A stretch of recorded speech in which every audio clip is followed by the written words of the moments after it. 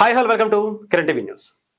విజయవాడలో జరిగినటువంటి ఒక మిస్టరీ అంటే దృశ్యం సినిమాని తలపించేటువంటి ఒక కథని ఒక పోలీస్ ఆఫీసర్ అంటే ఒక సిఐ రాసినటువంటి ఆ కథకి సంబంధించి జరుగుతున్నటువంటి పరిణామాలు మనం చూస్తానే ఉన్నాం. గాదే సాయి కృష్ణ ఇతనికి సంబంధించినటువంటి ఇష్యూ ఇప్పుడు రెండు తెలుగు రాష్ట్రాల్లో సంచలనంగా మారింది. ముఖ్యంగా ఆంధ్రప్రదేశ్ రాజకీయాల్లో పెనుదుమారం రేపుతున్నటువంటి పరిస్థితి. సాధారణంగానే అక్కడ నేరానికి కులాన్ని మతాన్ని అంటించడం అనేది అక్కడ ప్రతిపక్షాలు చేస్తున్నటువంటి పనిగా గతంలో మనం చూస్తానే ఉన్నాం. ఇక్కడ నేరానికి నేరస్తుడికి కులం మతం ప్రాంతం ఇవన్నీ ఏంటి? నేరం అనేది నేరమే, అది ఎవరు చేసినా నేరమే. అది పోలీస్ చేసినా ఆ అనిల్ కుమార్ చేసినా. గాదే అనిల్ కుమార్ చేసింది తప్పే కావచ్చు, దానికి శిక్షలు కూడా చట్టపరంగానే వెయ్యాలి. అంతేగాని చట్టాన్ని చేతిలోకి తీసుకుని ఒక సిఐ చేసినటువంటి దాన్ని ప్రభుత్వానికి ఎలా అంటగడతారు? ఇక్కడ ఇదే ఇప్పుడు అందరూ కూడా చర్చించుకోవాలి. అంతేగాని ఇక్కడ కాపుల్ని మాత్రమే కాపులందరికీ ఇలాగే జరిగిపోతుంది, కాపులు కాబట్టే ఇలా జరిగిపోతుంది అంటే ఇక్కడ ముఖ్యంగా గుర్తు పెట్టుకోవాల్సింది చనిపోయిన వ్యక్తి కాపులే, చనిపోయాడు అనుకుంటున్నటువంటి వ్యక్తి కాపులే, అలాగే చంపేశారు అనేటువంటి వ్యక్తి ఏసీఐ నాగరాజు కూడా కాపులే. అంటే కాపుల్ని చంపుకోవచ్చా అంటే డెఫినెట్గా కాదు కదా, అలా అవకాశం ఇవ్వదు కదా. మా వాళ్ళు మేము చంపేసుకుంటాం, మా వాళ్ళు మేము ఏదైనా చేసేసుకుంటాం అంటే కుదరదు కదా. అది ఆలోచించాలి. ఇక్కడ అతను నేరస్తుడే ఇతను నేరస్తుడే అంటే ఇతను చేసిన దానికి ఇతనికి శిక్ష వేయాలి. అంతేగాని ఆ శిక్ష అతనే వేసేస్తాను అంటే అది కరెక్ట్ కాదు. దానికంటూ చట్టాలు ఉంటాయి.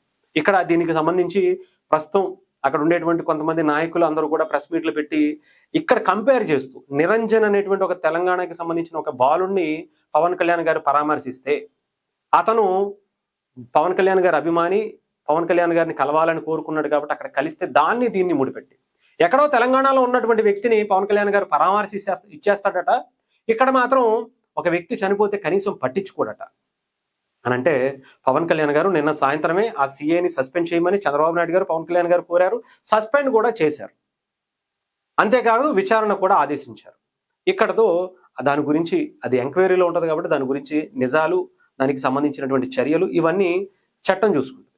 అయితే ఇక్కడ అసలు ఆ వ్యక్తికి సంబంధించినటువంటి ఆ బాలుడు ఎన్నో సంవత్సరాల నుంచి ఒక వ్యాధితో బాధపడుతుంటే పవన్ కళ్యాణ్ గారు పరామర్శించడాన్ని కూడా వెటకారం చేస్తూ మాట్లాడడం అనేది ఎంతవరకు కరెక్ట్ ఆలోచించుకోవాలి కదా.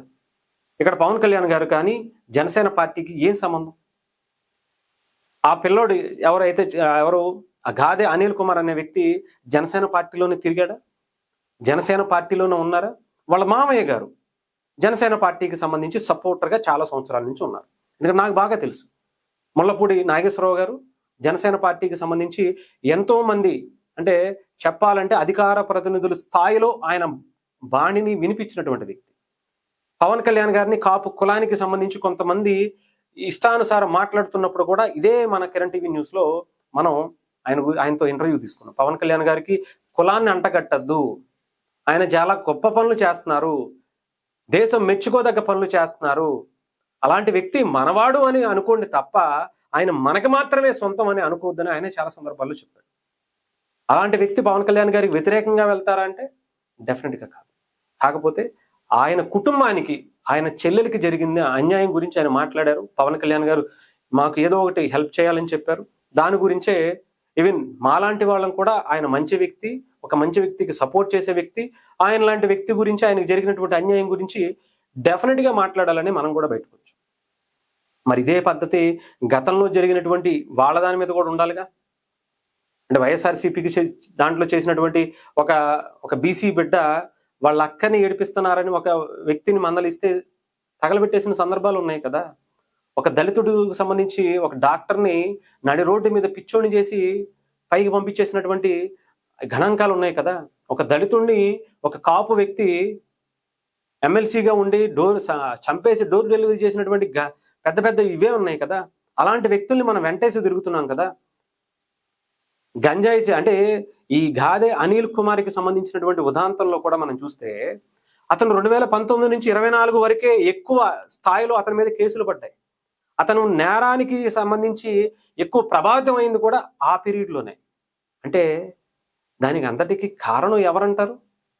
ఆంధ్రప్రదేశ్ మొత్తం అంతా కూడా విచ్చలవిడిగా గంజాయి దొరకటం, ఇలాంటి ఎంతో మంది యువత ఇలాంటి పరిస్థితుల కారణం మన తెనాల్లో కూడా మనం చూసాం. ఒక పోలీసు కానిస్టేబుల్ కూడా ఆల్మోస్ట్ చంపేయడానికి వెళ్ళిపోయారు కొంతమంది గంజాయి బ్యాచ్. మరి అలాంటి పరిస్థితికి కారణం ఏంటి? అలాంటి వ్యక్తుల్ని పరామర్శించింది ఎవరు? ఇవన్నీ కూడా చూడాలి. 2019 నుంచి 24 వరకు ఈ స్థాయిలో యువతని ఈ రకమైనటువంటి భావజాలాలు నింపినటువంటి పరిస్థితి ఎవరిదో అనేది కూడా ఆలోచించాలి. అంతేకాదు మనం ములపూడి నాగేశ్వరరావు గారితో, అంటే గాదే సాయి కృష్ణ మేనమామతో మనం మాట్లాడేటువంటి ప్రయత్నం చేద్దాం. ఆయనతో మనం మాట్లాడి మరిన్ని విషయాలు తెలుసుకునేటువంటి ప్రయత్నం చేద్దాం. హలో బాబాయ్, గుడ్ మార్నింగ్. గుడ్ మార్నింగ్ అండి.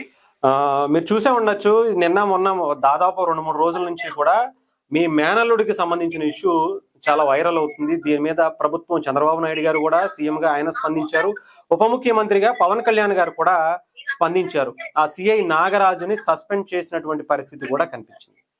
అయితే ఇక్కడ నిజంగా కొంచెం రాజకీయ రంగు పులుముకుంటుందేమో, ఈ కేసు ఆ వైపుగా వెళ్తుందేమో.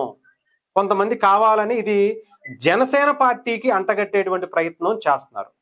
చాలా క్లియర్ గా ఇప్పుడు ఉండేటువంటి ప్రతిపక్ష పార్టీ, ఆ పార్టీకి సంబంధించినటువంటి నాయకులు అంబటి రాంబాబు గారు కావచ్చు, లేదంటే ఆ పార్టీకి సంబంధించినటువంటి నాయకులు మాట్లాడుతున్నటువంటి తీరు మీరేమంటారు? ఏమండి, ఇది పార్టీలకు అతీతంగా పోలీస్ అంటే మా గౌరవం. పోలీస్ గురించి ఎన్ని మీడియాలు చేశానో మీకు తెలుసు. అవును బాబు. ఒక స్టేషన్ లో విజయవాడ 6 టౌన్ లో ఈ సిఐ మరియు 8 మంది 9 మంది చేసిన విషయానికి ఎంటైర్ పోలీస్ డిపార్ట్మెంట్ నేను నిందించటల్లా. ఈ సిఐ యొక్క బిహేవియర్ ఏంటనేది విజయవాడలో ఉన్న 3000 మంది రౌడీ షీటర్ల మీరు అడగండి. అనేక మంది ఆ స్టేషన్ కి కంప్లైంట్ మీద వెళ్ళినటువంటి వాళ్ళ మీరు అడగండి. ఇతని బిహేవియర్ ఏంటనేది మీరు అడగండి. మాకు కావాల్సింది ఒక్కటే, మేము పవన్ కళ్యాణ్ గారి అభిమానులు, మేము చంద్రబాబు గారు అంటే గౌరవం.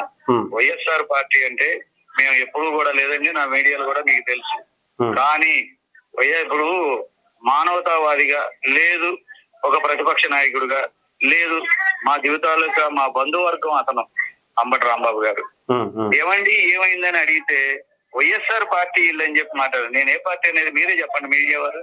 నాకు తెలుసు మీరైతే జనసేన పార్టీ కోసం, పవన్ కళ్యాణ్ గారి కోసం ఎన్ని సంవత్సరాలుగా ఏమీ ఆశించుకోకుండా చేశారు. నిన్న మొన్న కాపులు కొంతమంది మాట్లాడుతున్నప్పుడు కూడా మీరు ఖండించారు పవన్ కళ్యాణ్ గారి గురించి. అసలు దేనికి కూడా పవన్ కళ్యాణ్ అండగా నిలుస్తాం. కావలైనా సత్తాం. మేము మంచి వ్యక్తికి మంచి అని చెబుతాం. మేము సంచికి డబ్బుకి అమ్ముడు పోయేవాళ్ళం కాదు. మా పిల్లోని తీసుకెళ్లి హత్య చేసి ఇవాళ ఆడు దొంగ ఇది అది అంటే కుక్కని చంపి పిచ్చి కుక్క అంటే సరిపోతా? అసలు చంపాల్సిన అవసరం ఏంటి? 23-24 ఏళ్ల కుర్రోని ఎందుకు చంపారు మీరు? ఒకసారి ఆలోచించండి. మీరు చంపిన తర్వాత మేము కంప్లైంట్ పెట్టుకోకూడదా? కంప్లైంట్ కూడా పెట్టుకోకుండా మేము హ్యూమన్ రైట్స్ కి ఇక్కడికి వెళ్ళి ఒక ప్లాన్ ప్రకారం మేము ప్రొసీడ్ అవుతుంటే హైకోర్టులో దాన్ని కూడా మీరు నిర్వీర్యం చేస్తూ మా మీద రౌడీలను పంపుతున్నారు, రాజకీయ నాయకులను పంపుతున్నారు, మేము పెట్టుకున్న లాయర్లను కూడా మాకు వాదించుకోకుండా చేస్తున్నారు. దృశ్యం సినిమా చూపిస్తున్నారు, లేదా జైవీఎం సినిమాలో ఒక దళిత మహిళగా ఏ విధంగా కష్టాలు పెట్టారో పోలీసులు అలాంటివి చూపారు. మీరు ఇంత పెద్ద ఫ్యామిలీకి ఇంత రాజకీయ చరిత్ర ఉన్న నాకే ఇలా చేస్తుంటే ఎంత మంది పిల్లల్ని మీరు చంపారు, కొట్టారు, గోళ్లు పీకారు. సరే బాబాయ్, అంటే ఇక్కడ వరకు ఓకే, బాగానే ఉంది. ఇక్కడ వరకు బాగానే ఉంది బాబాయ్. ఇక్కడ కాపులు కాబట్టే మిమ్మల్ని మీద, మీ అబ్బాయి మీద ఈ రకంగా చేశారు అనేటువంటిది కనిపిస్తా ఉంది. ముఖ్యంగా కాపులు కాబట్టే, కాపులు కనుకునే కాపుల మీద దాడుల్లో భాగమే. అది కులాన్ని మీరు అంటగట్టొద్దండి. కాపుల విషయంలో జరిగిన విషయాలకు కూడా నేను వెళ్ళి స్పందించిన కాపు నాయకుడిని. నా విషయంలో నేను కులాన్ని దగ్గరికి చేర్చుకోనండి, పార్టీని దగ్గర చేసుకోనండి. మరి ఇప్పుడు ఆ మాట ఎందుకు వస్తుంది కాపులకి సంబంధించి? కాపులు ఎందుకంటే ఇప్పుడు ఎవరైతే సిఐ నాగరాజు కూడా కాపు సామాజిక వర్గానికి సంబంధించి, అంటే ఒక తల్లి కడుపు కోత పెడతారా? నేను అనేది అదే, కాపు కులానికి సంబంధించి కాపులు కాబట్టి ఇలా జరిగిందా అనే దాని మీద. వినండి, బీర్జాల మీద తల్లి బూటు కాళ్ళతో తొక్కినప్పుడు తెలియలేదా కాపుని? కాళ్ళు చేతులు వెనక్కి ఇరిచేసేటప్పుడు తెలియలేదా? అంతే. దిక్కు లేదే, ఒక్క పిల్లోడే తల్లిని మనం లేకుండా చేస్తున్నాం అన్నప్పుడు తెలియలేదండి. డెఫినెట్ గా బాబాయ్, నేరానికి కులం మతం ప్రాంతం ఉండకూడదు. ఇరిచేసినప్పుడు తెలియలేదా? అవునవును.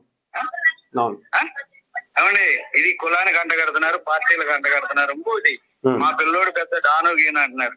30 గజాల్లో ఒక రేకుల చెట్లు భర్తను కోల్పోయి ఉంటుంది నా చెల్లి. ఆ చెల్లికి పుట్టినోడు ఈ పిల్లోడు.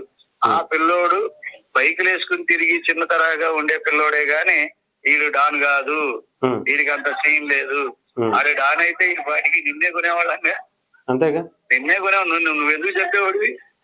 అయ్యా దీన్ని పార్టీలు అంటగొట్టద్దు. అయితే ఏంటంటే రాష్ట్రంలో ప్రతిపక్షాలుగా ఉన్నవాళ్ళు వచ్చి మాట్లాడి స్పందించడం సహజం. అలాగే అంబటి రాంబాబు గారు అడిగారు, ఎలా జరిగిందంటే ఇది జరిగిందండి అన్నారు. పవన్ కళ్యాణ్ గారు ఎక్కడో తెలంగాణకి సంబంధించిన ఒక 17 ఏళ్ల బాలుడు నిరంజన్ అనే కుటుంబాన్ని పరామర్శించాడు. ఇక్కడ ఉండేటువంటి జన సైనికుడు ఇలా చనిపోతే పట్టించుకోలేదు అనేటువంటి మాట నేను అంబటి రాంబాబు గారు మాట్లాడుతున్నారు. ఏం మాట్లాడారు? ఒకటి చెప్తున్నానండి. అంబటి రాంబాబు గారు మాట్లాడితే అంబటి రాంబాబు గారిని మీరు అడగండి. అంబటి రాంబాబు గారిని అడగండి. వస్తున్నానమ్మా. అంబటి రాంబాబు గారిని అడగండి. నేను మాత్రం ఎప్పుడూ విశ్వాసంగానే ఉన్నాను. నేనేంటి నా ఇదేంటి అనేది అందరికి తెలుసండి. అయ్యా ఏరే పార్టీ వాళ్ళు మాట్లాడిన మాటలకి నేను సమాధానం. ఎప్పుడూ కూడా మేము విశ్వాసంగా ఉన్నాం. నిన్న నిన్న నిన్న నిన్న నిన్న స్పందించిన విధానం, నిన్న వెంటనే యాక్షన్ తీసుకున్న విధానం ఎవరు గౌరవనీయులైన పవన్ కళ్యాణ్ గారు తీసుకున్న నిర్ణయం, ఇమీడియట్లీ ఆయన తీసుకున్న నిర్ణయానికి అనుకూలంగా నిన్న కమిషనర్ గారు మాకు ఒకటే చెప్పారండి, మీకు న్యాయం చేస్తాం, మీరు ఎవరు చెప్పిన మాటలు వినొద్దమ్మా, నా మీద నమ్మకం పెట్టుకోండి అంటే నమ్మకం పెట్టుకున్నాం. అదే నమ్మకంతో ఆయన దగ్గరికి వెళ్ళినప్పుడు ఒకసారి ఆయన విఆర్కి పంపాడు. నిన్న మళ్ళీ రమ్మంటే వెళ్ళామండి. ఇదిగో అమ్మా సస్పెండ్ చేస్తున్నానని చేశాడు. మాకు ఫర్దర్ ఏంటండి అంటే ఆయన నేను బట్టలని కూడా చేస్తా, ఎఫ్ఐఆర్ కడతానన్నారండి. ఆయన మీద మాకు నమ్మకం ఉంది, చంద్రబాబు గారి మీద నమ్మకం ఉంది, అట్లాగే పవన్ కళ్యాణ్ గారికి నేనేంటో తెలుసు. పవన్ కళ్యాణ్ గారి మీద మీకు నమ్మకం ఉందా? మీకు న్యాయం చేస్తారు అనేటువంటి ఉంది. ఎవరేదో మాట్లాడుకుంటే నాకు సంబంధం లేదండి. వాళ్ళు ప్రతిపక్ష నాయకులుగా వచ్చి అడిగినప్పుడు మేము మాట్లాడాలా వద్దా, అది తప్పదు కదండి. అది ఒకటి ఆలోచించాలి సార్ ప్లీజ్. ఇంతకు మించి నేను చెప్పలేదు. రైట్ బాబాయ్, థ్యాంక్ యూ బాబాయ్.